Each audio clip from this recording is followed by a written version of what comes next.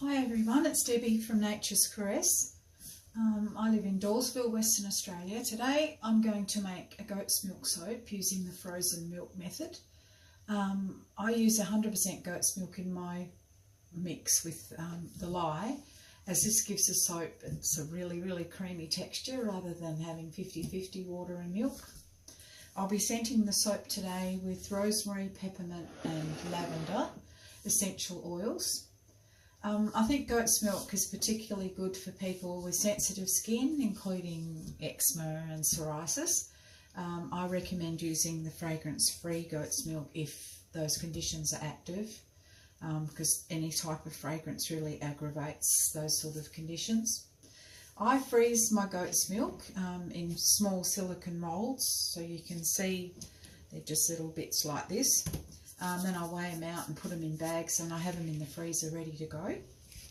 So okay, well, let's get started making it. First of all, we have to mix up the lye, which I've already weighed out, of course, and you just have to mix it really slowly in with the frozen goat's milk. So I just put a bit in first, and then I mix away. It's fairly tedious, but it doesn't take that long.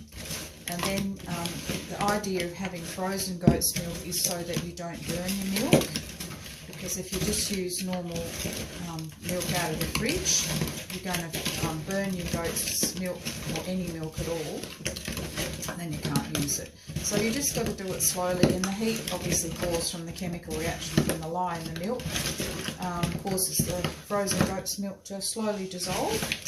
So you just got to plod along till you get it all mixed in and incorporated together. I don't water discount or milk discount when I make goat's milk soap because of this reaction that occurs with the milk. So, because I usually only soak 2 to 1, 2 amounts of water to 1 amount of lye.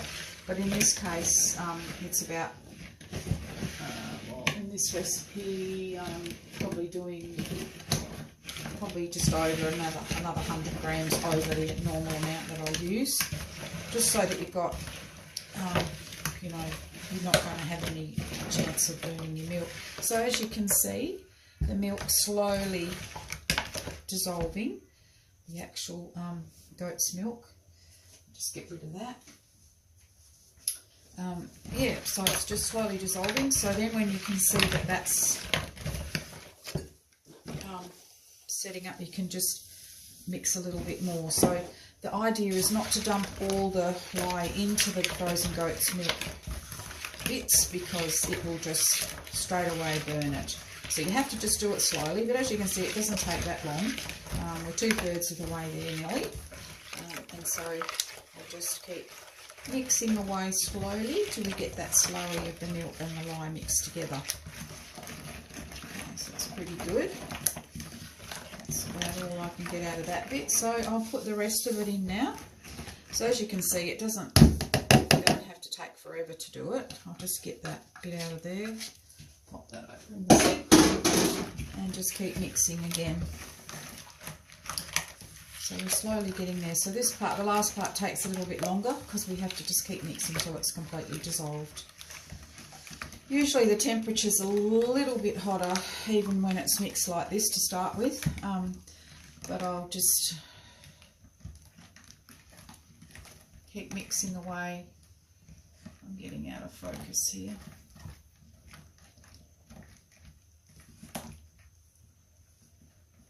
Okay, I'll just stop for a minute. Okay, I'm back again, just mixing away. I just had to refocus. I'm all new to this. This is my very first YouTube video, so thank you for your patience. There we go. You can see it's slowly dissolving. Only got a few bits left to go in here, so we'll just keep going until it's completely dissolved. It won't be too much longer. I always soap at room temperature, which is about 24 degrees.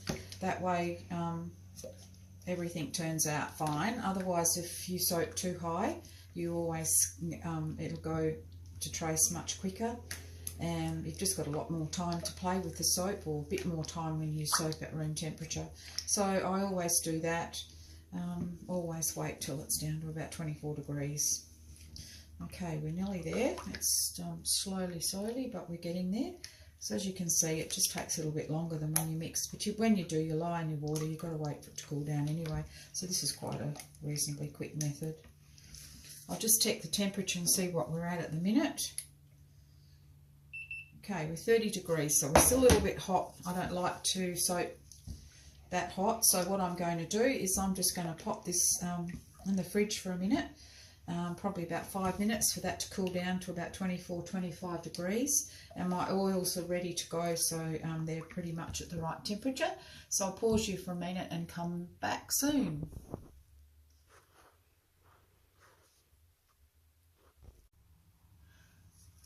Oh, hi everyone, I'm back now. My lye and goat's milk mixture is at the correct temperature. I've got my oils ready to go in here.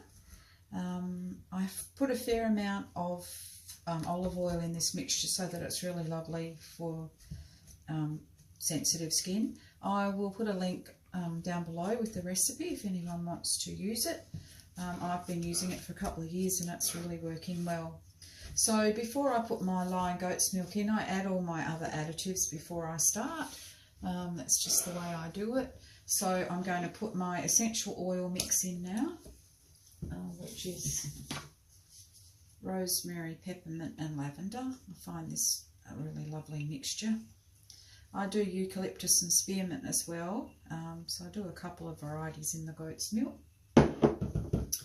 I'm also going to put my honey in, so it has 2 big spoonfuls of honey. I mix that in really hot water just so that it's easier to incorporate it into the mixture. And also I've got just normal oats that I get from the supermarket, obviously, and I grind them in a coffee grinder because I don't like them really big, but that's just a preference thing for me. Some people like them, you know, straight oats, but I find it a bit too scratchy, and I feel especially if you've got skin that's a bit sensitive, you don't really want scratchy. So I put that all in first. Because I'm soaping at low temperature, there's no problem doing that first with the essential oils, because a lot of times you put the fragrance in after, but you don't have to in this case. So it's pretty cinchy to make it. I obviously don't put any colour. I like to have it natural looking and to keep it as natural as possible. So what I'll do now is I'll just add my goat's milk and lye mixture and give that a bit of a stick blend and put it in the mould. Easy peasy. There. Popping this in now, the goat's milk and the lye mixture. This looks really lovely. Get every little bit out.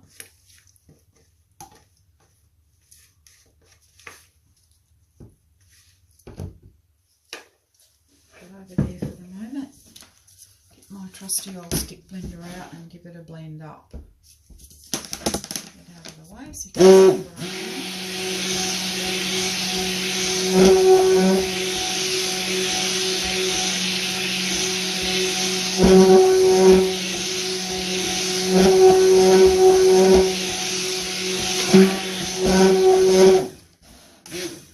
looking pretty good, just a little bit more, pretty well emulsified.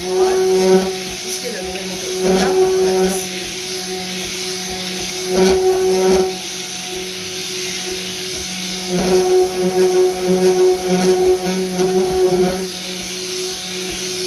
smells lovely.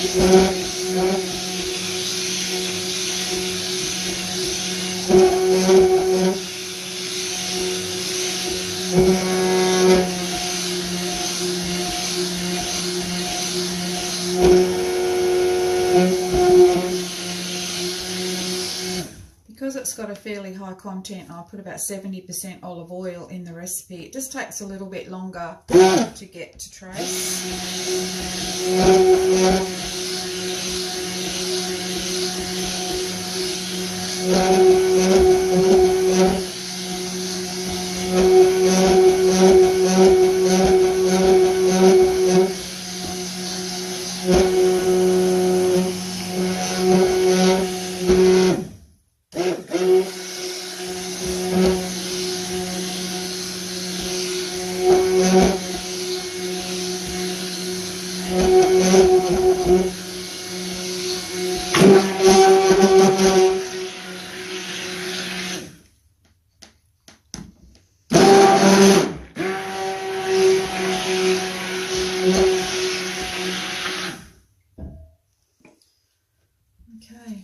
that'll do it.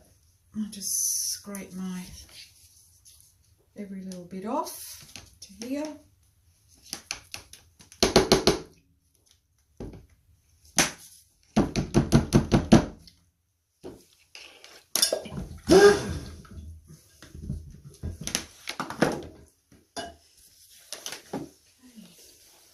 Looking good.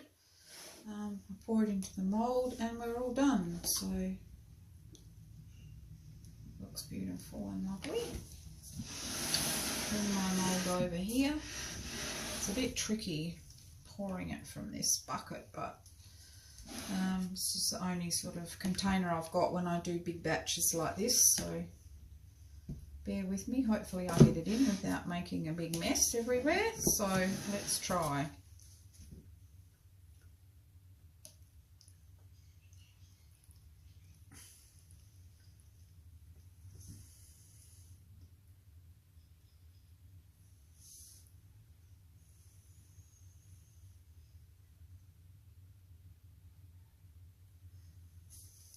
That's good. I didn't make a mess. Too much of a one anyway.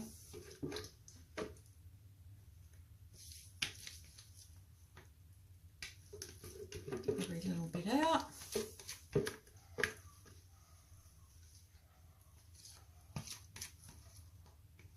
As you can see, it's a really easy soap to make, and it's a really lovely soap to use. So I find this method much easier than any other way of doing it. Okay,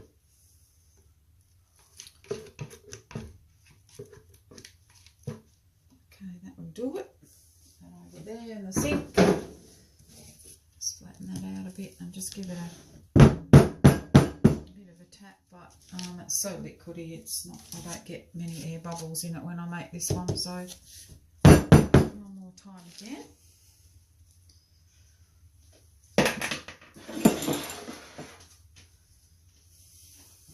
Okay, I'm just going to wait for it to set up a little bit, and actually, and then I can put some, I'll just put some goat's milk on the top, goat's milk, put some oats, finely ground oats on the top, just to give it a nice appearance. So I've usually got a strainer thing, which of course I'd have to forget something, so I'll just do it with my fingers. So I just put that on there, and then it just looks nice when you sell your soaps, when it's got that on the top and it's just a little bit more oats. Most of it probably falls off when you use it, but anyway. That's what I do, make it very oaty on the top. Some of it sort of dissolves in before you finish, but anyway. As I say, I usually use the strainer, but I forgot to get that sorted before we started the video. So that's it. So we just leave that set up for about 24 hours and I can cut that tomorrow and it's ready to go. I won't show you the cut because it's pretty boring. It's just a plain soap. This is the finished product. That's one I've made before, obviously, and I pack them in the shrink wrap bags. So yeah, that's what it looks like in the end, about the size of it. So thanks very much for watching. For my first off YouTube video, I hope you got something from it, and I'll see you next time. Bye.